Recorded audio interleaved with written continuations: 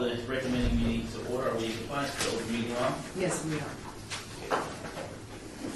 We'll move to the first line item of business, which is bill number 2015-11 for possible action. This is an annexation 57239, property location located at the northeast corner of West Tropical Parkway and North Monte Cristo Way. This is petitioned by Craig Johnson, acreage 1.26 acres, zone RE and RE equivalent. This is sponsored by Councilman Stephen D. Ross. Staff? Yes, Valsky, Deputy City Attorney. This is an owner-initiated annexation petition. Everything's in order. Open approval. Okay, is there anyone from the public wishing to speak on this item? So please come forward and state your name for the record. Seeing none. Councilman? Any questions? Move for approval. No questions? Move for approval. There's a motion on the floor for approval. All in favor? Aye. Aye. So moved. This bill will be heard at the March 18th City Council meeting.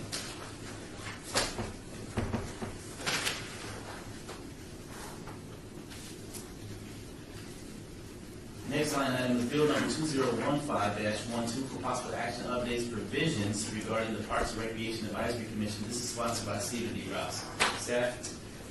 Yes, Valsky, again, Deputy City Attorney. This is one of the bills that was part of the code cleanup effort that the mayor undertook a few years ago. This one's been gone through. There are some changes to the name of the department that is associated with the commission. That's reflected. A few other minor changes. There's a description in the first section about how the appointments occur, which is just a reflection of actual practice. There's a change on page 2 toward the bottom.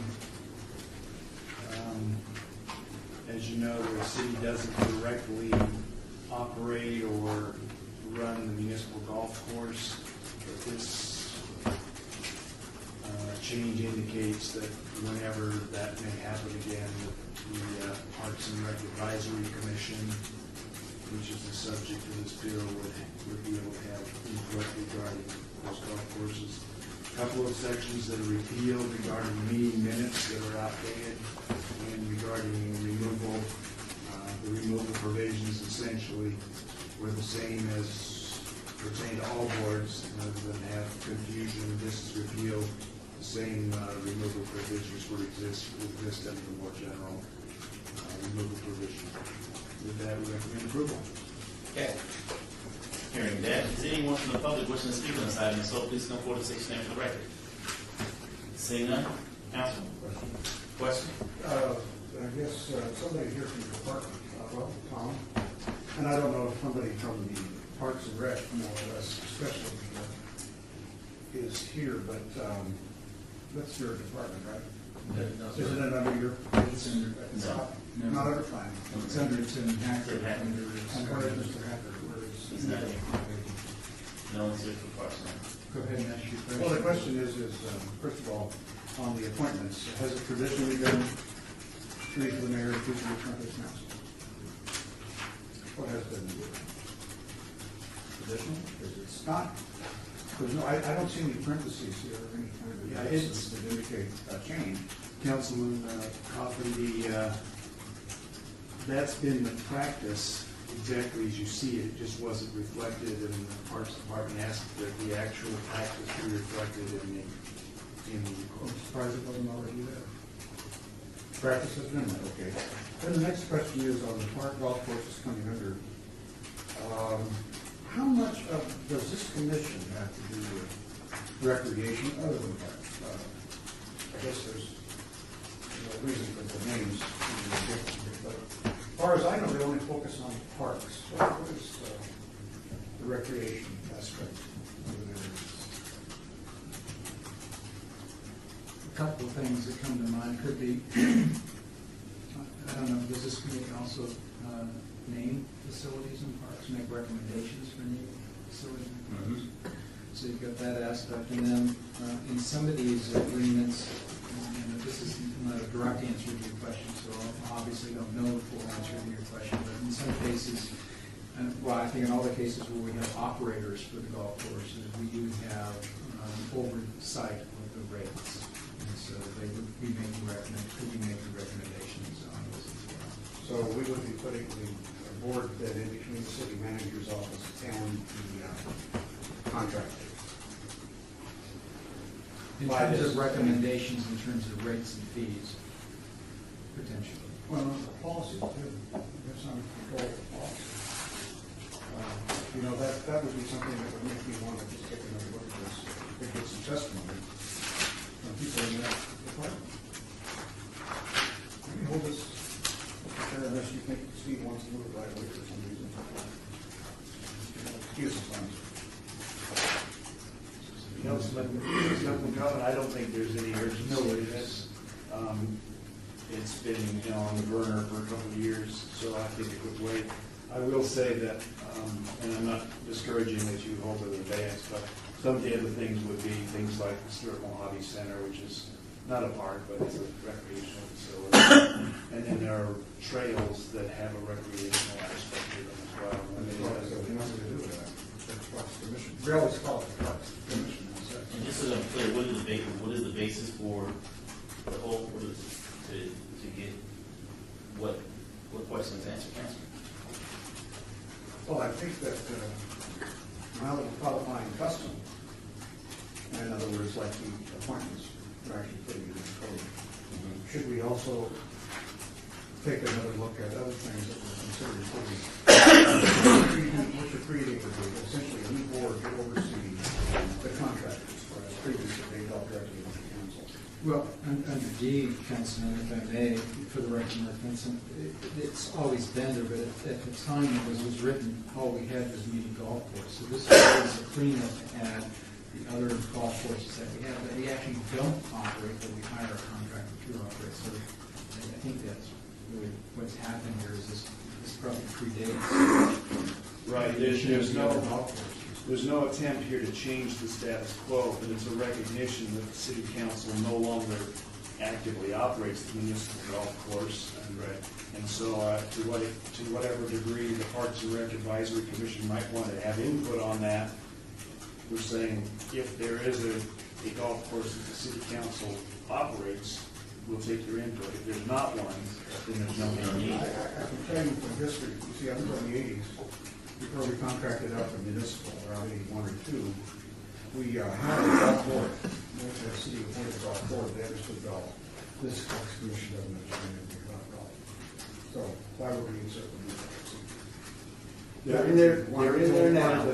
The only part of this bill that I could see for, But they do that now. Yeah, they're in there now. they don't have any expertise on golf. I see, you're The saying. code is not trying to predict their expertise. It's saying, in the past, they have had input regarding municipal golf course. That's the way it reads now. That's not happening because municipal golf course is not subject to the council's current operation. It doesn't operate. So it's a reflection that if there is a golf course, sometime in the future, this commission could provide advice regarding it. It's really just to reflect actual practice. There's no change. There's change in the text, but there's no change in policy or in how they operate. It says may be owned and operated. So it's and, it's conjecture. Correct. It definitely has to be owned and operated, owned. Okay, then none of these are right now. Correct. All right, then we'll let it go. Okay, thank you very much. I have the most questions, so I'll move for approval. Did I open up for public comment? Oh, If I'm not- sorry. If not, I'm not sure if I did or not, but I'll just do it just to make sure. Because your questions, jogged on, has not jogged on, let me ask whether or not I did or not, so. Because we're planning the railroad yards and golf courses. That's a good point. That's a good point. I'll open up the public comment. Anyone from the public wishing to speak on this item, please come forward and state your name for the record. Seeing none. Okay. There's a motion on the floor for approval. All in favor? Aye. Aye. It's so good. I'm not sure if I got hit by the engine or the caboose. Bill number 2015-3 for possible action amends the animal control regulations to update the license or exemption for certain types of animals. This is proposed by Michelle E. Freeman, Director of Detention and Enforcement. Steve Dickens, City Attorney. This is another cleanup effort that originated from a customer inquiry that came to Councilman Beer's office. There was some correspondence back and forth. There was a desire on the part of most people involved to simply update our regulations. We were giving an exemption to guide dogs, and because more than just dogs provide assistance in more ways than just for those who have challenges with sight. This is kind of a generic approach to say if there's an animal that has been trained and actually been used as a guide animal or a hearing animal, excuse me, assistance animal or seizure alert animal, and there's some documentation that our animal control officer can see that there would be an exemption for the license fee for that kind of animal.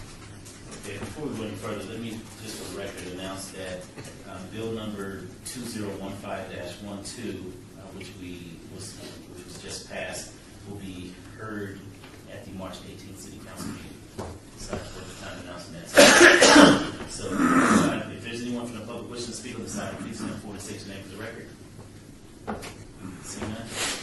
And we heard your response, Mr. Steve. Councilman, do you have any questions? I do have questions. This is the second bill we've had. I'll bet you nobody from the agency is here. I did reach out to them, and apparently they were, They weren't interested. no, they weren't aware that the hearing was tonight, so. Then they should be aware because they should be under the agency. That's not good. Was that Danny? Well, you mean, Danny? well, that's what you have. I don't particularly have. Do you have me? Do I have any? Yeah, I probably could have had some, but I don't really want to ask any right now. Okay. Here. Council, do you have any questions? Okay. Okay, there's a motion on the floor for approval. All in favor? Aye. Aye. So this bill will be heard in the City Council meeting. Bill number 2015-14 for possible action, authorize the officers of the Department of Detention and Enforcement to enforce or assist in the enforcement of the Las Vegas Municipal Code, Chapter 6.75, pertaining to the short-term residential rentals. This is sponsored by Councilwoman Flores Rahimi. Before I open up for public comment, this before we had this behind us and approved, Val, if you can just update us on where we are with this ability to handle this item. Yes, I will start off, and if there's anybody who's more qualified, they can correct everything I said that was wrong. This bill is a follow-up to the two bills that were passed recently last year about short-term residential rentals. You recall there was concern about enforcement efforts, particularly after hours or on weekends when many of the events that take place in these rentals occur, and there was a desire to have law enforcement presence there in some cases to help enforce the new regulations. There was concern maybe that our code enforcement people or our licensed inspection officers might not have all the tools that they need to do that. And so there was a request by both Councilwoman Tarquini's office and the city manager's office to see if we could make available the resources of detention and enforcement to assist in enforcement, to be a presence there when necessary. And so that's what this bill does. And this bill does, you said that's what it does, what it invites Metro to the table, does it obligate them to the table, what does it do? Well, it doesn't have anything to do with Metro. Metro is our police agency. I'm sorry, I meant the detention and. I'm sorry, okay. Okay, repeat the question then, now that Are they obligated to, not under the ordinance. It's an enabling ordinance only. It's still going to be up to the combination of management, licensing, D&E, to decide to what degree that ever happens. It may not ever happen, but there was concern that it couldn't happen certainly without authorization. So just like we have D&E also authorized to do animal control, we have D&E also authorized to assist with nuisance complaints, and so this is adding them to the list of people who could enforce this. Who could? Okay. We don't have a chief person.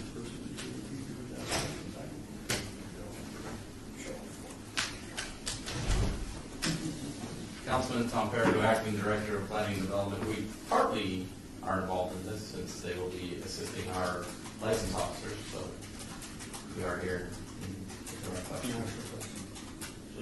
Is someone from D&E always on? Yes. Anymore, no, they were we 24/7 available for duty? No, Councilman, they work 2 10-hour shifts, it's 4 hours a day that we don't have. Our biggest problem with party houses occur, I think, toward the weekend. I could be wrong, but sponsors not every week. So if, in fact, we're trying to help increase our presence because Metro won't enforce these things, other than a really loud riot, I suppose, at a residence, who do we have that can show up and can verify that there wasn't a reason that there were violations on the weekends? Does D&E have the people that can do that?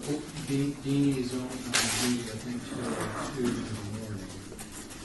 And if there was need for police assistance, I'm sure they could call Metro. Whether Metro would be able to respond quick enough, I don't know. Our license officers have an excellent relationship with Metro. They do have, Just, Tom, it might be helpful. if I Marshals, may- I have marshals here. If I may, what we do is we have code enforcement folks going out to actually do the enforcement. The issue here is protection and some kind of, bigger stick, so to speak, in terms of enforcement side, because if there are, in some cases, some of the things that have gone on in some of these party houses, I don't know that I'd want to be going to the door myself, so. well, we have both of them that go out and enforce these code enforcement license officers, and now that they're in the same department, they work together. We have pretty good coverage, and again, as Val said, this allows marshals to be called in when Metro's not available. As I said, we have really good relationships with Metro. We're constantly informing them when we're going into situations that might be a little bit risky, and they can back us up, or this gives us another opportunity, another resource to back up our officers when they go out to these party houses.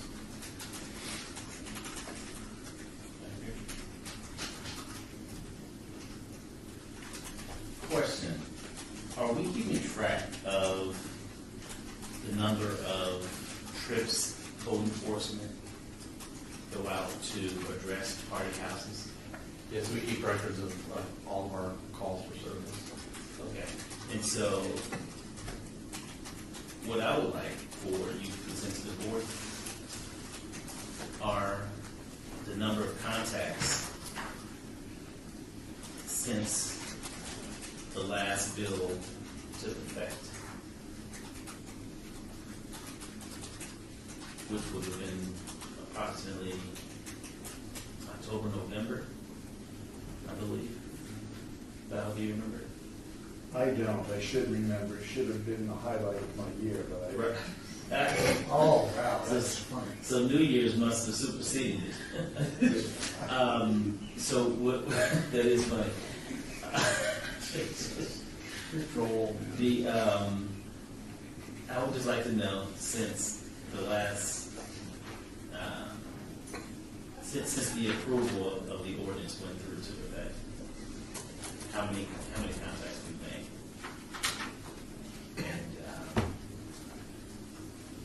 And share that with us. Secondly, what is the 4-hour block detention and enforcement are not on duty? Should be, I believe it's from 2 to 6. I think that they were 2 10-hour shifts. 2 to 6? So they were, the first shift would, I think, was 6 to 4, and the second shift was from 4 to 2 a.m., I believe. So with our city being 24 hours, why would we leave our city? Remember, our jurisdiction is limited to city assets, and we close down parks, and so usually it's our marshals that are closing and walking up our parks. And so if there's anything that's happening crime that's going on, Metro's going to have to respond to that, and would respond to that. To the city's asset. Well, if there's a crime going on in the park, that park's closed, so we don't patrol the parks when they're closed. I guess that's really the short answer. If they lock them up, they lock the parks up, and then we can get out. I would, so who, direct me as to who I need to speak to in regards to discuss that 4-hour block of dead space in our city. Well, I would recommend, obviously, Michelle and the city manager. The issue, of course, is cost and jurisdiction. You know, and I suppose the deed. Because for such a small amount of time, I would think by setting a schedule or two, we can possibly have, and I know this isn't agendized, but it's just been brought to my attention in that regard, that there's a 4-hour block of dark space in the city, and I believe that there's something that we can do from a management standpoint to rectify that, that we'll have coverage 24 hours. Okay, so thank you for that. Mr. Perigo,